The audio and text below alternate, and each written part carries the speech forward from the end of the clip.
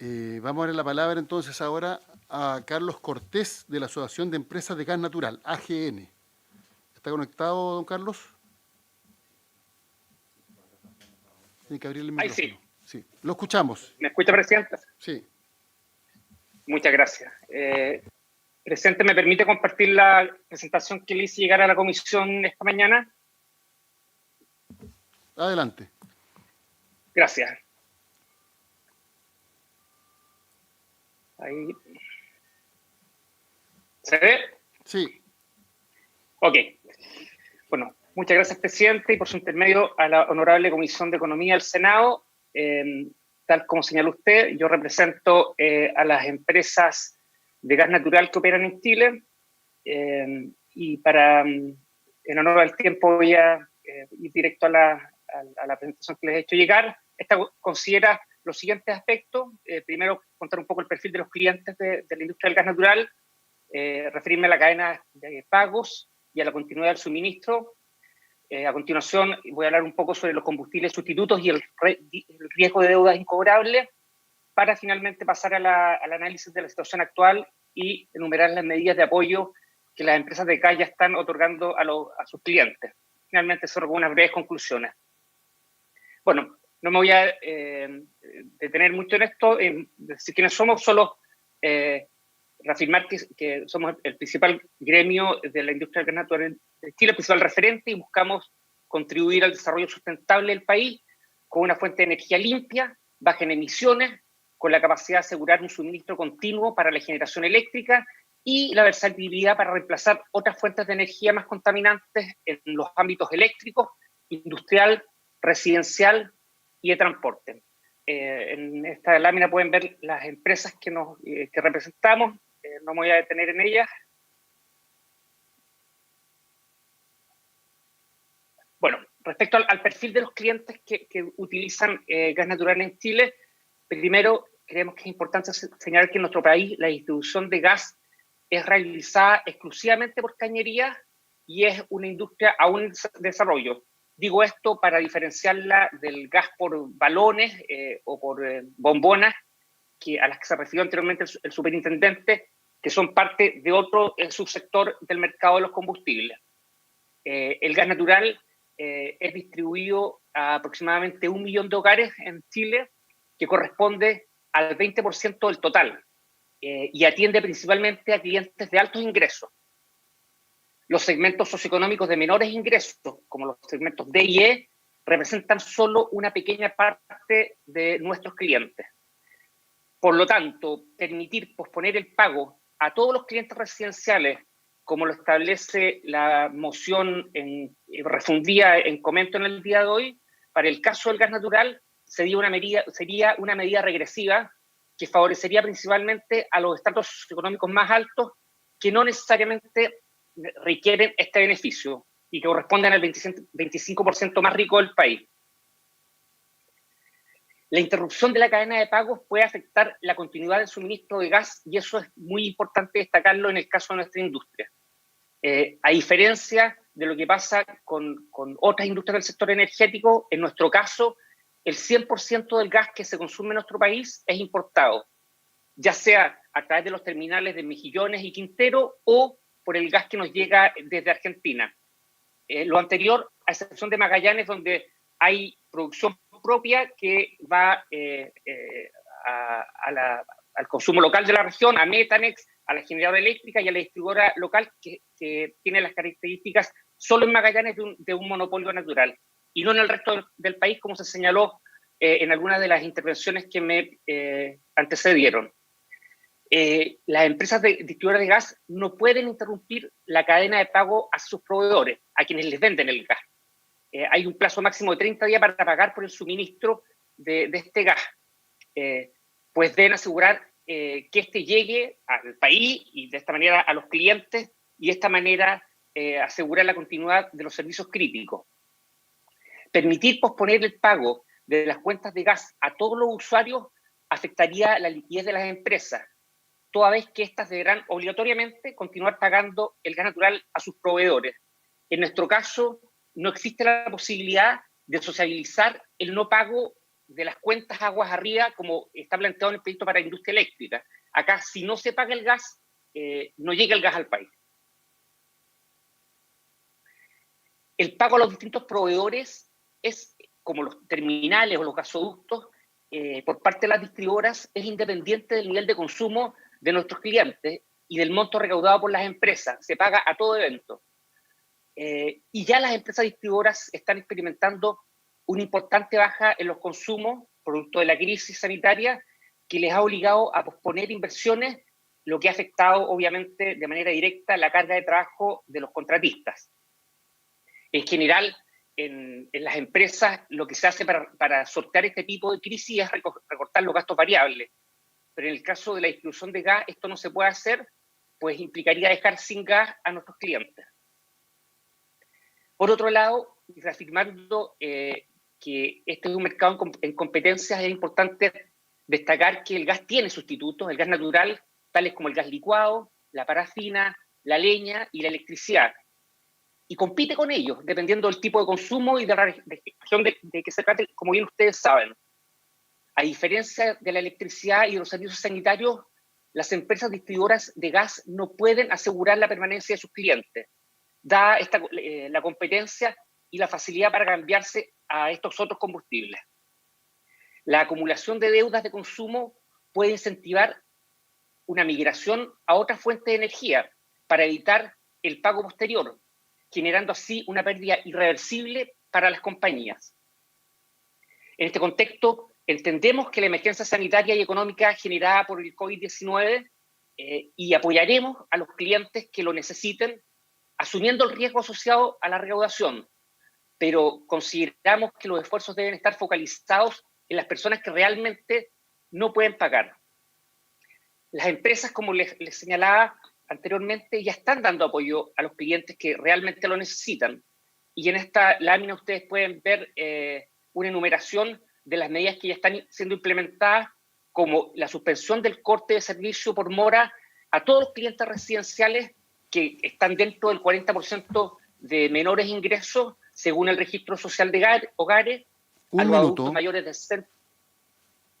Le queda un minuto, adelante.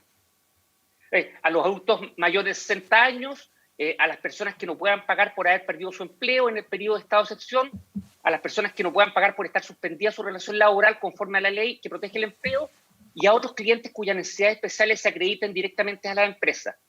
Estos clientes pueden suscribir convenios sin intereses hasta en 12 cuotas para pagar sus consumos del periodo, y las compañías están dispuestas a dar estos beneficios en forma focalizada. Tal como lo señalé en la presentación, ir más allá puede poner en riesgo la cadena de pagos y por lo tanto, el suministro de gas para el país. En esta última lámina se enumeran las conclusiones, que no son sino una reiteración de los principales elementos que destaqué en mi presentación, y en honor al tiempo no las voy a leer, pero queda a disposición de la comisión y de todas las personas que nos acompañan el día también. Muchas gracias, señor presidente. Muchas gracias. Vamos a incorporar el informe, obviamente todas las presentaciones que se han hecho, y los senadores todos tienen copias de las mismas para que puedan después leerlas con tiempo. Vamos ahora a darle la palabra a la Asociación de Empresas de Telefonía Móvil, a Telmo, a el señor Alfi Ulloa. Tiene la palabra. Muchas gracias, señor presidente. Por su intermedio, saludar a los presentes en la sala y también quienes se conectan por vía remota. Presidente, en virtud del tiempo voy a ir bien rápido. Hice llegar una minuta que tiene más información detallada, pero como ya se han planteado varios de los puntos que quiero hacer, voy a reforzar solamente los que son más importantes y están pendientes. Las empresas de telefonía móvil, internet y telefonía fija, internet fija, en Chile operan en un mercado competitivo, 100% competitivo, no tienen áreas de concesión exclusivas, por lo tanto no tienen ninguna característica monopólica o que tengan capturados a sus clientes de modo tal que en todos los servicios tenemos al menos 6 proveedores, sin contar un conjunto de más de 80 empresas de proveedores que son pequeños proveedores que están sobre todo en regiones que por cierto no son parte de la asociación, pero que igual hemos estado en conversaciones con ellos porque también les afecta mucho este proyecto. Hemos pasado las últimas 4 semanas por periodos de aumento súper explosivo en el consumo de los datos y voz. El consumo de los datos aumentó un 40%, el consumo de voz aumentó hasta un 60%, por razones conocidas por todos, obviamente, ¿no es cierto? Las personas se fueron a las casas a trabajar y a estudiar, y eso ha implicado realmente un estrés para las redes que han respondido muy bien. El 85-90% de nuestros colaboradores están teletrabajando en sus casas. Solo los equipos técnicos están en la calle haciendo las instalaciones. Como bien decía la ministra, este proyecto, en el caso de nuestras empresas, sería muy complejo. Las empresas, porque los clientes pueden moverse de proveedor, no pueden garantizar el recaudo de estas deudas que se proponen en 12 o en 24 meses, a diferencia de otros sectores que han estado aquí presentando, donde los que la deuda radica en el inmueble. En nuestro caso eso no ocurre, y como decía la ministra y también correctamente decía la senadora Proboste, ya hay ciertos mecanismos que limitan la portabilidad. Sin embargo, esos mecanismos solamente impiden que la persona se cambie si es que tiene una cuenta vigente. Sin embargo, si alguien prorratea en 12 cuotas, basta con que pague la primera cuenta vigente para considerarse en el sistema de administración de portabilidad como que está al día, porque el sistema no contempla estas cuotas, este nivel de deuda. Entonces alguien con 12 cuotas que pagó la última factura emitida ya podría aportarse. A eso entiendo yo que se refería la ministra originalmente, y como bien dice la senadora, si alguien no ha pagado esas facturas no puede aportarse, pero si la paga y puede que todavía haya una deuda pendiente de 11 cuotas, aún así el sistema lo dejaría aportarse. No son solo la portabilidad numérica lo que hace que los usuarios se vayan. Cada año 3,5 millones, el último año 3,5 millones de personas portaron su servicio con su número, pero más de 5 millones de personas dieron de baja un servicio con una compañía y repusieron el mismo servicio con otra compañía. En ese caso pierden el número, evidentemente, pero cada año lo que quiero decir es que 8,5 millones de personas, a lo menos, en circunstancias normales, están cambiando de proveedor. Y esto que estamos diciendo, esta acumulación de deuda, de nuevo, sin focalización, va a ser que más personas se cambien y que la posibilidad de cobrar de las empresas sea mucho menor. Por eso, para las empresas de telecomunicaciones, este diferimiento del pago es más sinónimo de incobranza y de no poder cobrar los servicios que realmente de un refinanciamiento. En eso, además, estamos en circunstancias en que tenemos que acelerar los planes de inversión que teníamos durante el año, tenemos que acelerarlos ahora, dado el aumento explosivo del consumo. Tenemos 75.000 empleos que genera el sector, 9.000 pymes. O sea, tenemos un montón de encadenamientos en este sector que si se detienen sería muy complejo.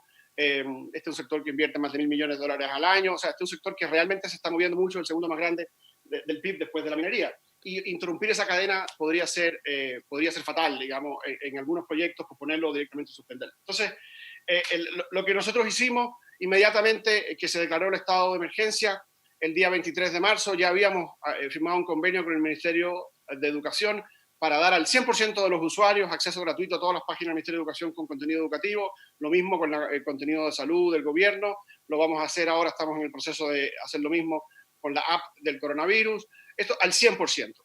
Y además concurrimos al compromiso con el gobierno de entregar un plan solidario gratuito para hogares en internet fija y para telefonía e internet móvil, focalizando el beneficio en el 40% más pobre de los hogares, y entregábamos un plan con internet sin límite de consumo, pero con una velocidad optimizada que permite hacer todo excepto el uso recreacional de la red, y lo mismo en el caso de telefonía móvil. Como dijo la ministra, estamos dispuestos a que conversemos cómo mejorar ese beneficio, pero para nosotros es muy importante que los beneficios estén focalizados y que además nos permitan entregar este plan gratuito que pensamos que es mejor que la posposición de la deuda para el beneficiario, para el consumidor, y además es mejor para las empresas porque, como les digo, la expectativa de las compañías es que un 45% de ese ingreso se volvería incobrable a un costo mensual de $250 millones para las empresas y de $50 millones para el fisco por IVA. Entonces, en resumen, presidente, lo que nosotros estamos diciendo es que entendemos el objetivo de esta ley, hemos hecho ya acuerdos con el Ejecutivo, podemos mejorar esos acuerdos. Si persiste la iniciativa del Congreso de hacer un proyecto de ley, por supuesto que las compañías los van a cumplir. Lo importante para nosotros es que se entienda que el mecanismo de diferimiento de pago con cuotas es un mecanismo que en este caso significa mayoritariamente no cobrar el servicio, dado todas estas facilidades de cambio que tienen los clientes y la imposibilidad que tienen las compañías de reportar deuda o de tener mecanismos efectivos de cobranza. Entonces, el plan solidario creemos que es la solución, necesitamos que el cliente lo pida, no podemos cambiarlo unilateralmente, y tenemos disposición de establecer ese mecanismo y teniendo, por supuesto, la focalización que estamos hablando del 40% o más, según lo acordemos. Muchas gracias, señor presidente, y a la comisión. Muchas gracias. Tiene la palabra ahora el señor Rodrigo Ramírez, de la Cámara de Infraestructura Digital AG. ¿Está conectado, Rodrigo?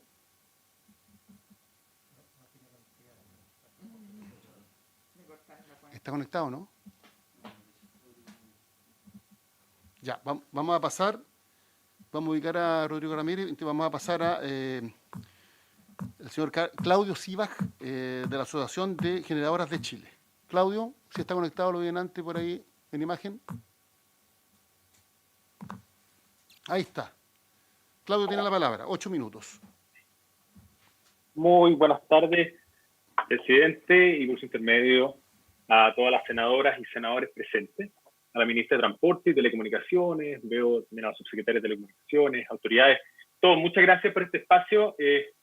Quisiera partir, obviamente, agradeciendo en nombre de Generadoras de Chile haber sido invitado a la comisión para entregar nuestros comentarios a los proyectos de ley, y porque la importancia aquí es construir juntos a través del diálogo mejores políticas públicas. Creo que, como se ha dicho, estamos aquí para escuchar, bueno, y también estar y ser escuchados. Así que lo segundo es partir diciendo que quisiera compartir con ustedes el enorme esfuerzo que está haciendo las trabajadoras y trabajadores de la industria de generación, los contratistas, proveedores, todos comprometidos con asegurar el suministro eléctrico. Creo que uno, hasta que no pierda las cosas, no tiene conciencia de la importancia que tiene esto. Y junto con ello, obviamente, la seguridad y salud de los trabajadores y el bienestar de las comunidades donde operamos. Yo creo que eso también es algo tremendamente relevante en cómo hemos puesto eso como primera prioridad en la gestión de la pandemia COVID-19. Es obvio que la electricidad es fundamental para operar hospitales, la telemedicina, los servicios básicos, el agua, el gas, las cadenas de frío en alimentos. En ese sentido, la educación a distancia, todo esto es tremendamente central para la solución. ¿Quiénes somos nosotros como asociación? Somos un grupo muy amplio y diverso de empresas generadoras. Hay grandes, hay medianas, hay pequeñas, que desarrollan, construyen, operan proyectos en todas las tecnologías de energía eléctrica. Somos los principales proveedores de la electricidad, las empresas distribuidoras y de las cooperativas eléctricas. Y hoy por hoy nuestros asociados están impulsando el 70% de la inversión en energía renovable y construcción en Chile. Eso quiere decir que tenemos que en esta discusión abordar la crisis, pero no hipotecar el futuro de la transición energética. En esta industria que hemos visto que es una industria abierta, competitiva, tremendamente diversa, hoy son más de 30 empresas las que han competido y han ganado contratos de suministro con las empresas distribuidoras y cooperativas en procesos de licitación internacionales. Tal como también compartía los datos de empleo que genera esta industria en las otras industrias de servicios básicos, nosotros generamos cerca de 50.000 empleos directos e indirectos. Pero a diferencia de las otras, somos una industria que no tiene precios regulados, no tenemos rentabilidad asegurada y enfrentamos y gestionamos múltiples riesgos. Desarrollo de proyectos, construcción, demanda por la energía, variación de los precios de las tecnologías, de los combustibles, de la hidrología. De hecho, a marzo de 2020 hay más de 9.000 millones de dólares en construcción en proyectos de energía renovable y por lo tanto ese impulso va a ser también aquel que nos tiene que sacar adelante también después de esta crisis. Quisiera traer a cómo hemos sido parte activa en entregar soluciones. El año pasado trabajamos con este Congreso y con el Gobierno en la formulación de la Ley 21.185 como parte de la solución para estabilizar los precios de energía frente a, recordarán, las alzas de precios del dólar y los combustibles. Con esa medida, las empresas generadoras acordaron no recibir el pago íntegro de los contratos que mantienen vigente con las empresas distribuidoras y financiar dicha menor recaudación hasta el 31 de diciembre de 2027. En concreto, lo que hicimos fue constituir con el Banco Interamericano de Desarrollo un fondo de 1.350 millones de dólares, financiado íntegramente por la industria de generación y que tiene esta duración de 7 años y un costo financiero de 350 millones de dólares. Para hacer una idea de lo que estamos hablando, ese monto y el costo que la industria está asumiendo equivale a 1,6 veces lo que implicó el costo de la construcción del Hospital Félix Bulnes, o podríamos con esos mismos recursos construir 4 plantas solares de 100 megawatts. Creemos que hoy es posible abordar el problema de menor recaudación. En base a esta misma experiencia exitosa de financiamiento, el mismo Banco Interamericano de Desarrollo le ha ofrecido a las distribuidoras una solución financiera similar. Se estima, y así lo hemos visto en otras instancias, que la total menor recaudación producto de esta crisis a financiar es de aproximadamente 500 millones de dólares, lo que tendría un costo importante financiero de 40 millones de dólares para un periodo de recuperación de unos 18 meses. Consideremos el estado de catástrofe, algunos meses de gracia y después unos 12 meses de repago. Tal como también lo dijo Bernardo Larraín y como ha ocurrido en otros sectores como la banca o la construcción, creemos necesario y posible que el Estado viabilice la solución para mitigar algunos de estos riesgos. Y en el caso particular de las cooperativas eléctricas, a su vez, debieran poder acceder a una solución financiera similar a Corfo o Banco Estado. Respecto de cómo encontrar la solución legislativa para los servicios básicos durante la pandemia, creemos que debería promover 2 principios. Uno, focalización de los beneficios. Cualquier solución debe estar dirigida a proteger a las personas que realmente y objetivamente necesitan renegociar el pago de sus servicios básicos. Lo ha dicho también Jessica López, ¿no es cierto?, en otras industrias, que esto asegure a aquellos que no pueden pagar, puedan acogerse al beneficio y asegurando obviamente el no corte de los servicios básicos durante la crisis. Pero mirando hacia adelante, lo que hagamos no puede asignar y alterar la asignación de riesgos de esta industria. Con la confianza en nuestro país, sus instituciones, no podemos hipotecar este presente y futuro de la industria y el desarrollo del sector eléctrico, que entre otras muchas cosas nos ha permitido avanzar hacia un futuro más sostenible. Y por lo tanto consideramos fundamental no alterar la asignación de riesgos de los diversos segmentos de la industria, distribución, transmisión y generación, ni la responsabilidad establecida en los contratos. En conclusión, señor presidente, nosotros creemos que aquí hay que tener un sentido de solidaridad. El sistema eléctrico es crítico para enfrentar la pandemia y su sostenibilidad actual y futura nos beneficia a todos. Los que no puedan pagar deben poder acogerse a beneficios en el pago de servicios básicos. Los que sí podamos pagar debemos poder seguir contribuyendo a su normal funcionamiento. En segundo lugar, como industria de generación, tenemos una exitosa experiencia de financiamiento de la estabilización de tarifas por alza del dólar, que ha implicado un muy significativo esfuerzo. Creemos que esta experiencia sirve de base para acceder a la solución financiera a la situación actual para las empresas distribuidoras y que creemos que requiere la acción del Estado para viabilizarla, tal como ha ocurrido en otras industrias como esta. Y solo para terminar, abordar la crisis del COVID-19 no puede alterar la asignación adecuada de los riesgos y principios de la industria, porque lo que hemos construido en esta exitosa transición energética por la cual Chile destacaba mundialmente va a ser una pieza esencial para la recuperación posterior a la crisis y para la acción climática que Chile ha liderado. Esos son los elementos que nosotros consideramos relevantes de tener sobre la mesa, señor presidente, y a los presentes a la hora de encontrar una solución para el problema que enfrentamos. Así que muchas gracias por la posibilidad de exponer acá y disponible para preguntas. Muchas gracias. Me ha hecho llegar también una minuta la señora Mariana Soto, vicepresidenta de Sustentabilidad de WOM, y la vamos a distribuir entre los senadores para que tomen conocimiento de su contenido. Nosotros te enviamos señor presidente, nosotros enviamos también, espero a todo esto, si les llegó... Las minutas que han sido enviadas por los que están hoy día participando en las sesiones ya le fueron distribuidas a los senadores para que vean el detalle del contenido. Muchas gracias. Muchas gracias, Sebastián. Perdón, Claudio. Vamos a darle la palabra ahora a la empresa eléctrica a Empresas Eléctricas Asociación Gremial, al director ejecutivo, señor Rodrigo Castillo. Sí, muy buenas tardes, señor presidente, por su intermedio. También muchas gracias a las senadoras y senadores presentes y saludo a los demás autoridades y quienes están en esta teleconferencia. También en honor al tiempo, voy a intentar ser muy breve. Enviamos con anticipación la minuta en que están los detalles de nuestra presentación.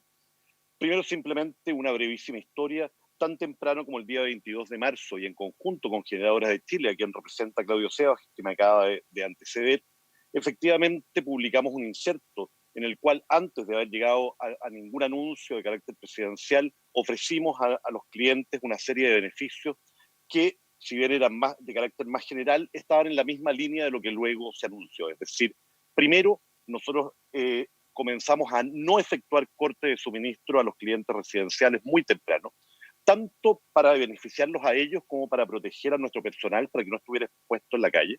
Y al mismo tiempo ofrecimos tan temprano como el día 22 de marzo una serie de beneficios para aquellas personas que fueran consideradas más vulnerables de acuerdo al registro social de hogares.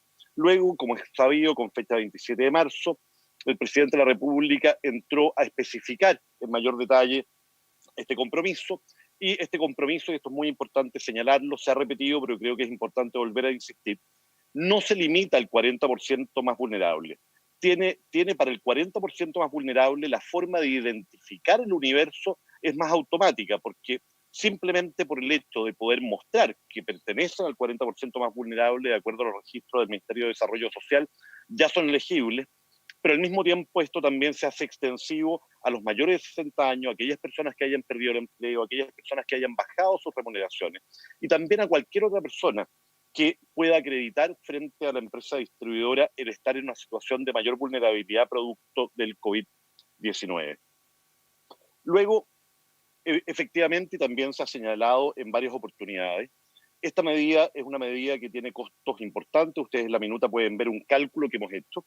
En ese cálculo lo que hemos hecho es estimar estos costos creciendo más o menos de la misma forma que la curva de la pandemia y luego disminuyendo en el tiempo la incobrabilidad, también de la mano de la normalización del país.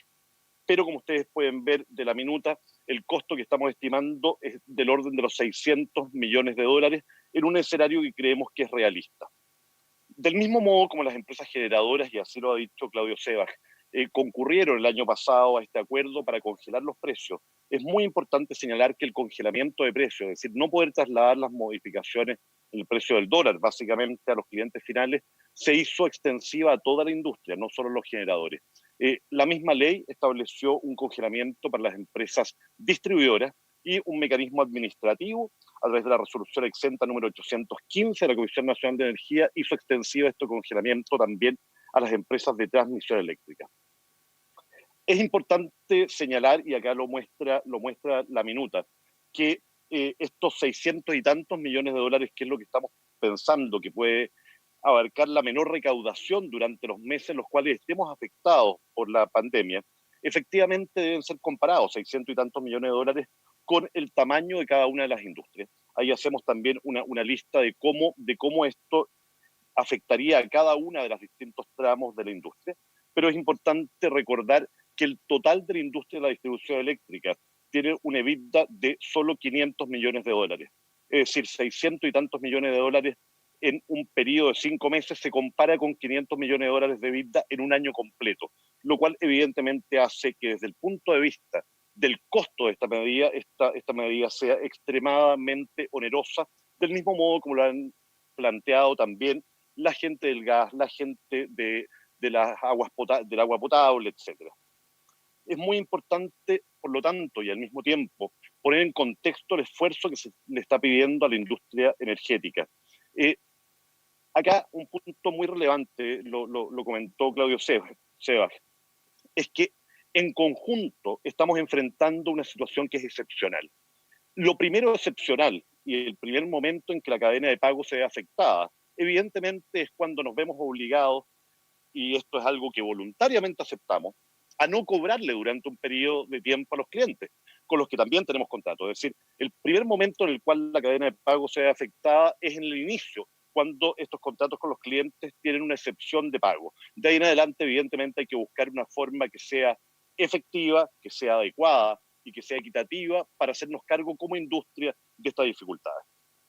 Al mismo tiempo, y también lo señaló el presidente de SOFOFA, creemos que es muy importante el complementar estas medidas con apoyo de parte del Estado. Cuando uno mira el tamaño del esfuerzo que se le está pidiendo a la industria energética en función de su propio tamaño, y uno lo compara, por ejemplo, con las garantías que se le están dando a la banca a través del FOGAPE, cuando uno entiende que se están dando garantías por más de 3.000 millones de dólares que le van a permitir hacer préstamos por más de 24.000 millones de dólares. Uno se pregunta cuál es el punto de comparación entre el esfuerzo que se le pide a cada una de las industrias.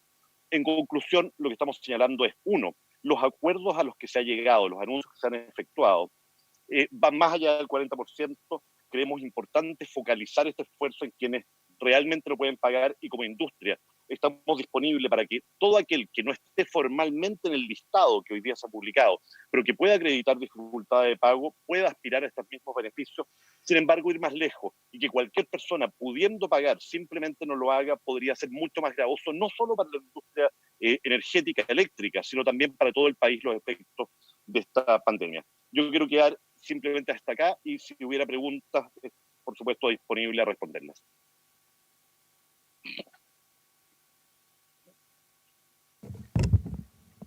Muchas gracias.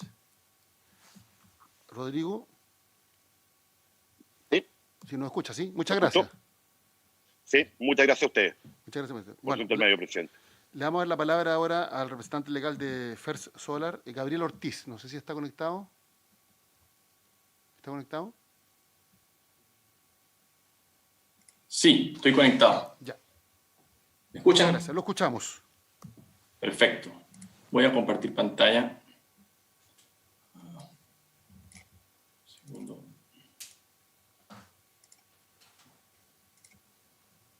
Sí, pues hoy día nos entregaron 61. Ya. ¿Lo ven? ¿Va a ser una presentación? Sí, voy a hacer una presentación. No, ¿La no pueden está, ver? no está en la pantalla. ¿No está? No. Ya. Está autorizado, ¿no? Por el administrador para... Sí, me dice que está autorizado, así que era aparecer, pero no aparece en la pantalla. Ahí está. Ahora, ahí se me ven. Ya. Sí, tenemos la pantalla su computador, pero todavía no. Ahí está la presentación. Gracias. Perfecto. Bien, gracias por la invitación. Gracias, presidente. Gracias, senadores. Yo quiero hablar desde los zapatos de un actor RNC que se la ha jugado por el país en los últimos años, ¿sí? First Solar es un fabricante de paneles solares. En Chile construimos el Parque Solar Fotovoltaico Luz del Norte, de 141 megavatios, está ubicado en Atacama, ¿sí? Es un proyecto, por cierto, declarado como proyecto de interés nacional por parte del Ministerio de Economía, ¿sí? Y al igual que el resto de las centrales renovables del país, ha contribuido enormemente al desarrollo a través de generación de empleos, capacitación, entrenamiento, donaciones, etc. Estamos totalmente integrados a la ciudadanía. Luz del Norte, además, ha recibido una serie de reconocimientos a nivel nacional e internacional que la convierten hoy en día, sin ninguna duda, en la mejor central fotovoltaica del país, ¿ya? Bien, yo quiero mostrarles lo que es desde adentro una central fotovoltaica, ¿sí? O renovable, más bien. Luz del Norte requirió un financiamiento de 330 millones de dólares. De los 330 millones de dólares, 40% fue capital de First Solar y 60% mediante bancos financistas, que por un lado tenemos a OPIC, que es parte del gobierno de los Estados Unidos, y por el otro lado IFC, que es parte del Banco Mundial. Los ingresos de esta central se producen, uno, mediante la venta de energía y potencia al mercado de spot, y el otro mediante los contratos con las distribuidoras adjudicados mediante la licitación 2015-02. Si se fijan en el recuadro a mano derecha, Luz del Norte abastece a SCB2 y a Amunchi Solar. Esos son los dos contratos más baratos. Todos, excepto Guacolda, están sobre 80, 90, 100, 110 y 120 dólares por megavatio hora. Es decir, Luz del Norte está contribuyendo hoy a que el costo de la energía de los ciudadanos no sea tan caro como podría ser. Bien, respecto a los egresos, lo que ha pagado Luz del Norte a la fecha, lo más importante son, uno, la deuda con sus respectivos intereses. A los bancos financistas hemos pagado más de 35 millones de dólares. La administración y operación de la central, más de 8 millones de dólares. La patente comercial a la Municipalidad de Copiapó, más de 2 millones de dólares. A la CUBO, más de 180 mil dólares. Y al inversionista, presidente, por favor, senadores, cero. Nosotros, al igual que el resto de las centrales RNC, nos hemos dedicado a pagar la deuda. Todo lo que hemos construido lo hemos construido con deuda y no hemos hecho más que pagar la deuda. Nosotros no entramos en la categoría de empresas que ya recuperaron la inversión, que ya están repartiendo utilidades. Nosotros no estamos en esa situación. Y en ese sentido, cualquier cambio en los flujos nos expone al límite financiero. Y voy a detallar un poco qué otros obstáculos hemos tenido en el desarrollo. Ya, en esta lámina pueden ver 6 elementos que yo considero claves para todas las centrales solares que estamos en la zona norte, ¿sí? El primer impacto negativo fueron las restricciones RNC de la zona norte por falta de capacidad de transmisión, ¿sí? Eso se tradujo en costos marginales de $0 y desacoples de precios. Para nosotros, Luz del Norte, la imposibilidad de pagar la deuda. ¿Qué tuvimos que hacer? Reestructurar la deuda inmediatamente y contratar parte de nuestra inyección a través de esas licitaciones públicas con las distribuidoras. Una vez hecho eso, nos posicionamos para avanzar y pagar la deuda y no haber quebrado, ¿sí? Nos salvamos de la quiebra. Y el siguiente obstáculo que nos enfrentamos fue los mínimos técnicos sobredimensionados de Guapolda, una central termoeléctrica que está ahí en Huasco, que Luz del Norte particularmente le generó un perjuicio de más o menos $500,000, ¿okay? Y a toda la industria RNC yo estimo entre algunas decenas de millones de dólares. El tercer punto importante de impacto a la industria RNC fue el atraso de Cardones Polpaico, en 499 días. A Luz del Norte específicamente, más de $8 millones de perjuicios, y a toda la industria RNC está estimado en más de $150 millones, ¿sí? Y aprovecho también, presidente, para mencionar que yo estuve en marzo de 2017 en la Comisión de Minería y Energía del Senado presentando este caso, que era muy relevante para nosotros, presentando el riesgo y el impacto que podría tener. Lamentablemente, pese a que la comisión en ese momento presidida por la senadora Isabel Allende me ayudó, no logramos evitar el atraso, se atrasó y hemos tenido este gigantesco impacto, ¿ya? El siguiente punto es un punto que tiene que ver con la migración de clientes del sector regulado al sector no regulado. A Luz del Norte en particular le ha impactado a la fecha con aproximadamente $1 millón. Y este caso, también quiero llamar su atención, es bastante interesante porque está perfectamente enmarcado dentro de lo que es la ley, ¿sí? Pero hay evidentemente una estrategia de los incumbentes, de las 4 grandes, de recuperar por esta vía todos los volúmenes que han perdido al competir en las grandes licitaciones contra nosotros. Entonces, esto es, digamos, una manera en la cual nosotros hemos sido perjudicados, aunque sea legal, ¿ya? El siguiente punto, la ley PEC, la ley 21185, a Luz del Norte en particular, más de $3,3 millones a diferir. Y aquí voy a ser enfático en un asunto. Yo no estoy de acuerdo con esa ley, no estamos de acuerdo con esta ley. Las RNC todavía no hemos definido cómo enfrentar esto desde el punto de vista financiero, ¿sí? Algunos están hablando con el BID, otros están hablando con sus bancos financistas, como es Luz del Norte, pero no lo hemos resuelto, ¿sí? Y aprovecho también la oportunidad, señor presidente, si es posible, si es que está dentro de sus capacidades, para que promuevan y le den prioridad al proyecto introducido por la diputada Daniela Giraldini, mediante la cual se busca excluir a las RNC de la ley PEC. Eso sería de gran ayuda para nosotros. Ya. El último punto es parecido al punto 4, el impuesto al CO2, está perfectamente enmarcado dentro de la ley, pero es un punto que es una distorsión absurda, en mi opinión, mediante la cual las RNC, a través de los retiros, terminamos pagando el impuesto al CO2. O sea, una cuestión insólita. Y es legal. Entonces, esa serie de perjuicios, ¿sí?, lo que llevan es una situación financiera realmente crítica de la mayoría de las centrales RNC. En el caso de Luz del Norte, seguimos siendo una planta saludable desde el punto de vista financiero gracias a que reestructuramos la deuda, gracias a que hemos puesto más capital sobre la mesa. Pero lo cierto es que estamos al límite. Y un mensaje muy importante, no es que no queramos aportar, es que nosotros no podemos. Nosotros realmente no podemos seguir aguantando golpes de esta naturaleza. Nosotros ya hemos sufrido demasiados perjuicios, algunos dentro del marco legal y otros no, y no dan más, ¿ok? Entonces, en nuestra opinión, la discusión tiene que volver al ámbito de las distribuidoras junto al gobierno. Y ahora voy a explicar un poco. Las distribuidoras, como bien mencionaba Rodrigo Castillo, ¿sí?, hicieron un anuncio y un acuerdo con el gobierno. Esta es una de ellas, que dice en su página que no le va a cobrar a sus clientes. Excelente. Ellos pueden hacer lo que quieran con la concesión que tienen con el Estado. Pero luego se voltean y nos dicen a nosotros, mediante correo electrónico, que no nos van a pagar. Y citan 2 artículos de ley que no tienen absolutamente nada que ver. Entonces, o sea, yo no sé si ustedes alcanzan a mirar lo insólito que es esto, ¿sí? El contrato que tenemos, generadoras con distribuidoras en el ámbito privado, no tiene nada que ver con la concesión que ellos tienen con el Estado. Entonces ellos, que de paso, ¿sí?, son empresas que sí han cobrado bastantes utilidades, decenas y cientos de millones de dólares, que sí pueden aportar y no quieren aportar. Entonces ellos ahora están tratando de darse la vuelta y no asumir, no hacerse cargo de su anuncio. Entonces, señor presidente, la solución tiene que volver al terreno de la concesión existente entre el Estado y las distribuidoras. Concluyo. Estamos ya en el tiempo. Sí, voy bien, ¿no? Bien específico. Estamos en el tiempo, la ley, se está pasando en el tiempo, así que trate de concluir, pero ha estado muy clara su intervención, pero trate de ir concluyéndola. Ya, voy. Así como está, la ley va a generar un beneficio en el corto plazo a la ciudadanía, pero un grave perjuicio en el mediano y largo plazo. Aún peor, va a beneficiar a las distribuidoras, porque esta ley, presidente, se va a convertir en la llave para que no nos paguen, ¿ya? va a perjudicar las RNC, posiblemente varias quebremos, porque no tenemos ya de dónde ir a sacar, ¿ya? Los incumbentes nos van a poder comprar a nosotros por precio de gallina flaca, ¿sí? Con lo que van a recuperar la concentración del mercado y la ciudadanía va a estar expuesta al oligopolio, y finalmente, por supuesto, que la ciudadanía es la que va a ser la gran perjudicada de una ley, así como la están planteando en estos términos. Entonces, lo que sugerimos es que se excluya al sector RNC o a la industria eléctrica y que el aporte de esta industria se defina mediante la concesión que tiene el Estado con las distribuidoras, siendo estas últimas las que asumen el financiamiento sin afectar la cadena de pagos. Ellos hicieron un anuncio, que se hagan cargo. Yo creo tiene que ver una última cosa, presidente. Nuestra industria no ha desvinculado personal.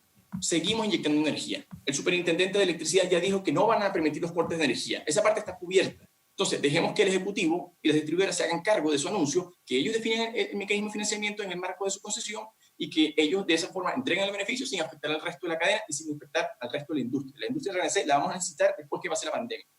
Muchas gracias. Muchas gracias. Vamos a dar la palabra entonces ahora al gremio Pequeños y Medianos Generadores GPM Asociación Gremial, al director ejecutivo, señor Danilo Zurita. ¿Está conectado?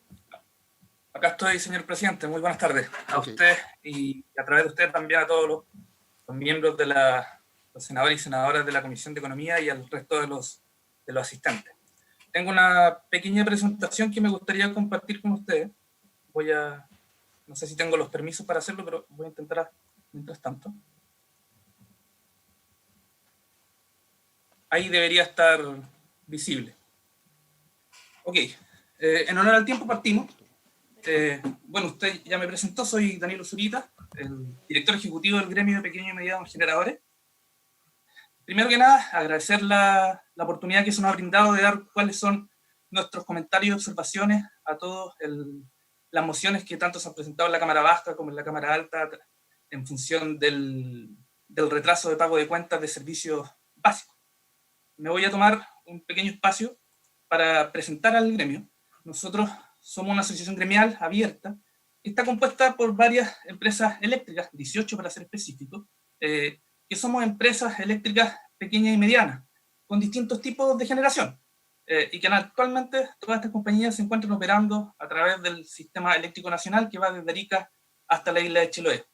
Somos alrededor de 3.500 megas totales instalados en el sistema, tanto instalados como en construcción, que abarcan diferentes tecnologías que van desde la hidroeléctrica, eólica, solar térmica, biogás y biomasa. En conjunto representamos alrededor del 15% de la capacidad instalada del sistema eléctrico nacional. Entonces, para ir rápidamente a cuáles son las consideraciones que tenemos nosotros frente al proyecto de ley, el análisis de las diferentes mociones que se han presentado acerca del retraso en el pago de cuentas de servicios básicos tiene dos importantes dimensiones que me gustaría señalarles. La primera tiene que ver con quiénes tienen que ser los beneficiados directos durante los próximos meses. En ese sentido, es innegable que van a haber muchos compatriotas que no van a poder solventar sus gastos corrientes durante los próximos meses. Y en ese es claro que tanto el Estado como los sectores productivos de Chile tienen que hacerse presentes para que entre todos podamos afrontar esta crisis con solvencia. En este punto lo importante es focalizar los recursos existentes en aquellos que efectivamente realmente sí lo necesitan. Es la tarea del Estado definir quiénes serán y en qué condiciones tiene el porcentaje de población a lo cual debemos ayudar, ya sea porque su nivel socioeconómico así lo merita o porque algunas contingencias laborales o productivas relativas a la emergencia sanitaria así también conducen a ello. El objetivo de nuestras empresas asociadas no es restarse de esta misión, sino dar a conocer ciertas consideraciones de tiempo y forma bajo los cuales debe implementarse esta ayuda.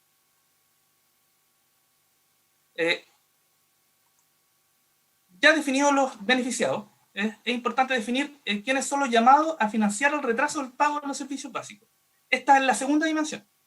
Para ello, hay dos puntos cruciales que tenemos que considerar.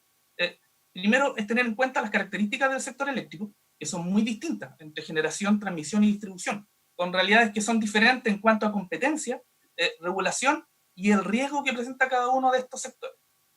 El otro punto importante es que la misma complejidad del sector eléctrico es necesario escuchar y considerar a todas las partes para así conocer la realidad de cada una de ellas. Es importante mencionar que hasta el momento nosotros no hemos participado, o las empresas que están bajo el alero GPM, de ningún acuerdo voluntario para el financiamiento del retraso de pago de cuentas, ni con el gobierno, ni con otras empresas o gremios.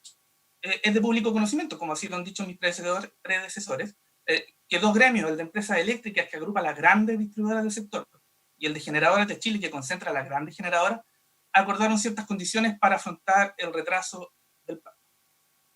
Los conceptos que queremos transmitir a ustedes son la consideración que se debe tener de los impactos a las empresas medianas y pequeñas de generación, así como también la gradualidad de la medida. En el primer caso es crucial considerar como antecedente los diferentes impactos que puede tener cualquier acción, tomando en cuenta el tamaño de una compañía. Los efectos son distintos al considerar las diferentes economías de escala existentes en el sector eléctrico.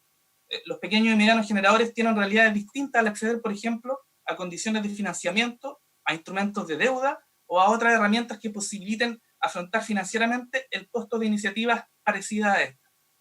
Eso ya lo estamos evidenciando producto de las condiciones definidas del mecanismo de estabilización que ocurrió a fines del año pasado. El financiamiento de la porción de los 1.350 millones que nos corresponde es proporcional, obviamente, a nuestros compromisos. Hubiese sido... es proporcional a nuestros compromisos. Pero las condiciones bajo las cuales accedimos o vamos a acceder a los créditos que van a permitir solventar lo no recaudado son mayores debido a lo antes comentado. Hubiese sido relevante para nosotros haber podido dar retroalimentación en su momento al gobierno, pero la rapidez de la tramitación con que se hizo la ley 21.185 no lo hizo posible. Por ello, no es cierto que al tener menor participación en el mecanismo de estabilización establecido a fines del año pasado, no hemos evidenciado en gran medida los impactos del mismo. Una herramienta que no dimensiona las consecuencias en los diferentes eslabones de la cadena de valor del sector eléctrico puede andar en situaciones críticas en compañías de menor envergadura. Y en ese punto es donde discrepo con lo que mencionó el secretario ejecutivo de la Comisión Nacional de Energía, donde efectivamente, y nosotros lo hemos evidenciado, son distintas las condiciones para las cuales se accede a crédito, no solamente para estos puntos, sino para otros financiamientos de proyectos u otras circunstancias del día corriente de cualquier empresa mediana o pequeña. El gobierno ya ha establecido una serie de medidas económicas para la pandemia que diferencian el tamaño de las empresas, por lo que esta cuestión no debería ser distinta.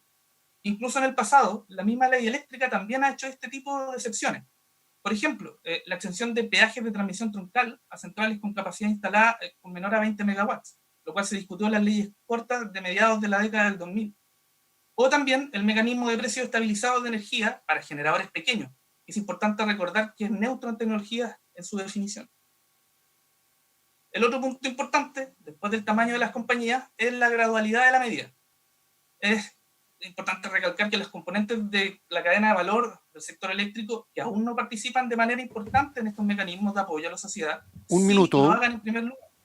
¿Perdón? Le queda un minuto. Y con esto me refiero a las compañías de distribución eléctrica.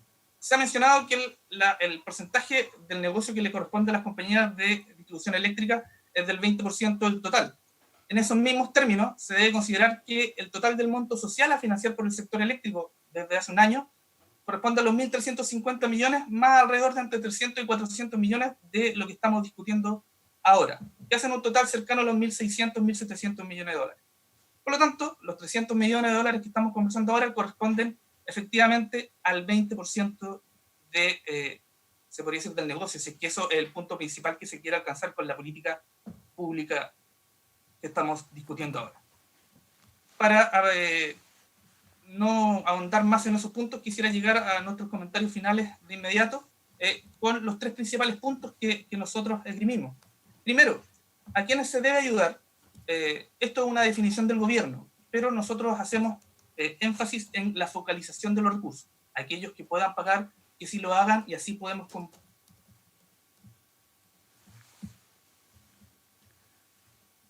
Hay problema con la señal, parece. Y por último, ¿sí? ¿Quiénes deben financiar la medida? Los primeros 300 millones de dólares que sean financiados por las empresas distribuidoras, por lo que ya expliqué anteriormente, y si hay necesidad de mayor cobertura, porque tampoco sabemos los efectos totales que vamos a tener después de la pandemia, pueden concurrir los 3 segmentos considerando aquellos generadores que sí tienen contrato con empresas distribuidoras y una excepción a pequeños y medianos generadores que podría ser, nosotros consideramos que la definición de pequeños y medianos generadores puede ser que tengan una participación inferior al 5% del mercado en general. Por lo tanto, son 2 dimensiones que son la gradualidad de la medida y también la focalización de recursos.